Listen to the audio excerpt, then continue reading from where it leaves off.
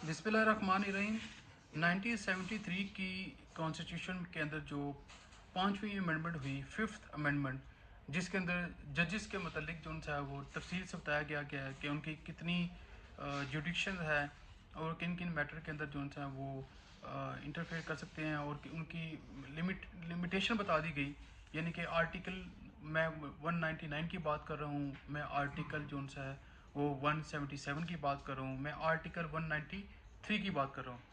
यानी कि 199 जो आर्टिकल है उसके अंदर जुडिक्शन ऑफ हाई कोर्ट, यानी कि जो हाई कोर्ट की जुडिक्शन है कि वो कितने हदूद के अंदर रहकर अपना काम कर सकता है वो बताया गया।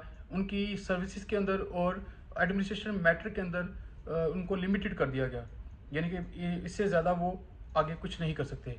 इसी तरह का आर्टिकल 177 के अंदर अपॉइंटमेंट ऑफ सुप्रीम कोर्ट जजेस के बारे में बताया गया कि उनकी अपॉइंटमेंट कैसी होगी।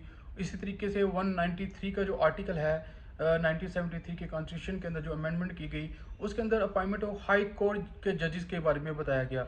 यानी कि 177 जो आर्टिकल है उसके अंदर सुप्रीम कोर्ट की जजेस की अपॉइंटमेंट के बारे में बताया गया, और इसी तरीके से जो आर्टिकल 193 है इसके अंदर हाई कोर्ट के जजेस जो से हैं उनकी अपॉइंटमेंट के बारे में बताया गया कि कैसे अपॉइंटमेंट होगी, उनकी क्वालिफिकेशन क्या होगी, क्या मैटर्स होंगे, वो सारे डिटेल के अंदर बताया गया।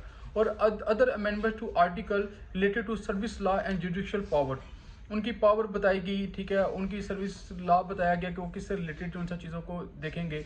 ये सारा का सारा फिफ्थ जो अमेंडमेंट हुई थी 1973 के कॉन्स्टिट्यूशन के अंदर, जो 5 नवंबर 1976 को हुई थी, वो सारी की सारी डिटेल जो उनकी है आर्टिकल 199, आर्टिकल 177 और आर्टिकल 193 के अंदर बताई गई है।